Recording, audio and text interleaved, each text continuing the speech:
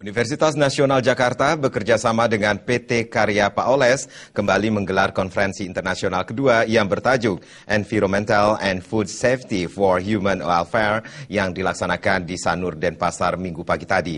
Konferensi ini membahas berbagai isu tentang kerusakan lingkungan dan keamanan makanan.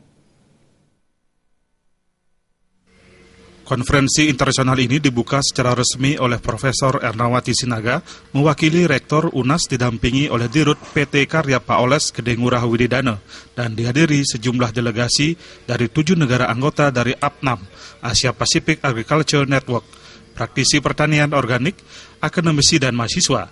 Konferensi digelar dilatar belakangi oleh keprihatinan makin rusaknya lingkungan karena eksploitasi berlebihan untuk memenuhi keinginan manusia. Kerusakan lingkungan ini nyaris terjadi di seluruh dunia dan mengancam keamanan pangan. Menurut Dekan Fakultas Pertanian UNAS Jakarta, Inkorena Soekartono, dalam seminar ini berkumpul para pakar pertanian yang akan membagi berbagai hasil penelitian mereka terkait kerusakan lingkungan dan kaitannya dengan keamanan pangan. Dari penelitian mereka ini diharapkan muncul sebuah pemikiran baru untuk mencegah atau merehabilitasi alam yang sudah rusak dengan teknik pertanian organik yang telah terbukti mampu mengembalikan keadaan lingkungan.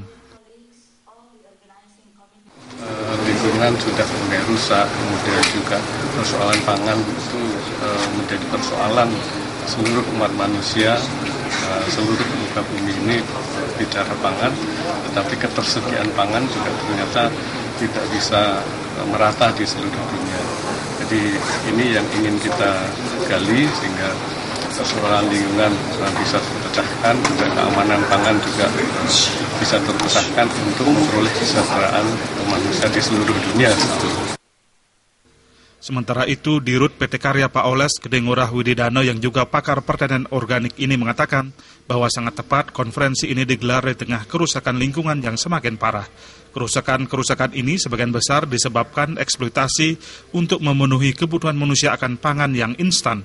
Pangan yang dihasilkan dari lingkungan yang rusak ini justru menjadi penyebab berbagai gangguan kesehatan dewasa ini. Melalui diskusi para pakar ini, diharapkan ada solusi terbaik mendapatkan pangan aman dengan tetap menjaga lingkungan. Lingkungan itu harus dinomorsatukan kalau ingin manusia hidup. Karena kita nggak ada gunanya juga banyak makan sakit, kemudian apalagi kurang makan lagi sakit, kemudian setelah sehat tambah sakit lagi. Nah, ini terus kita mengingatkan dengan seminar ini di universitas terus begitu, kemudian pemerintah ngambil juga ilmunya.